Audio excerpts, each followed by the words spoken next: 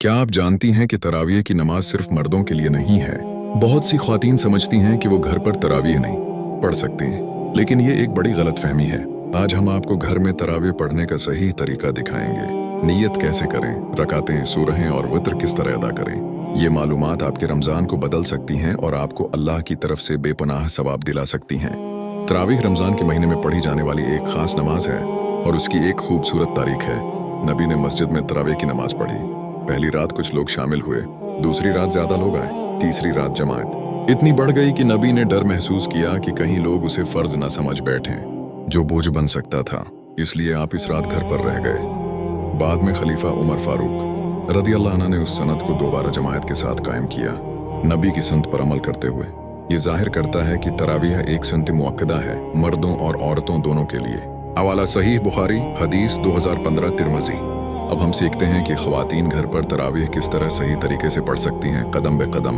मरहला 1 की नियत करें। नियत दिल में करें, ज़बान से कहना मुस्तहब है लेकिन ज़रूरी नहीं। मिसाल, मैं अल्लाह की रज़ा के लिए 2 रकात तरावीह पढ़ने की नियत करती हूँ।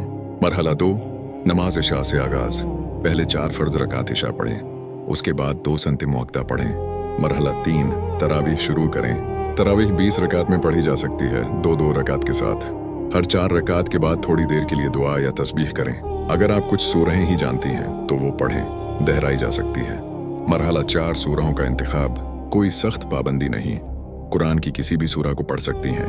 मिसाल, सूरह अल फातिहा प्लस सूरह अल इखलास या कोई और मजमुआ। मरहला 5, नमाज वितर। तरावीह मुकम्मल करने के बाद वितर पढ़ें। वितर आम तौर पर 3 रकात है और बहुत मुस्तहब है। मरहला 6, अकीले या जमात में नमाज।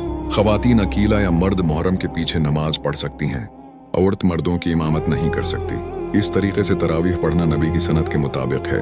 रूहानी सवाब ज्यादा हासिल होगा और इस्लामी रहनुमाई की पाबंदी होगी।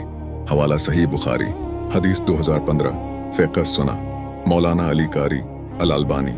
खुलासा ये है कि ख़वातीन रमज़ान में तरावीह पढ़ सकती हैं और पढ़ना ज़रूरी भी है। नबी की सनत के मुताबिक नियत सही करने, रकातें अदा करने, जानने वाली सूरहें पढ़ने और वित्र मुकम्मल करने से आपकी नमाज अल्लाह के यहाँ कबूल होगी। तरावीह सिर्फ इबादत नहीं बल्कि एक रूहानी सफ़र है जो सुकून, अल्लाह से ताल्लुक़ और बेपनाह सवाब लाता है, ख़ास तौर पर रमज़ान की बाबरकत रातों में। याद रखें, चाहे आप घर में अकेले या ख़ानदान के साथ नमाज पढ़ें, आपकी नमाज सेहतमंद और बहुत ज़्यादा सवाब वाली है। अल्लाह हमें तरावीह सही तरीके से अदा करने, उसकी रहनुमाई पर अमल करने और इस रमज़ान में बेपनाह सवाब हासिल करने की तौफीक अता फरमाए। आमीन।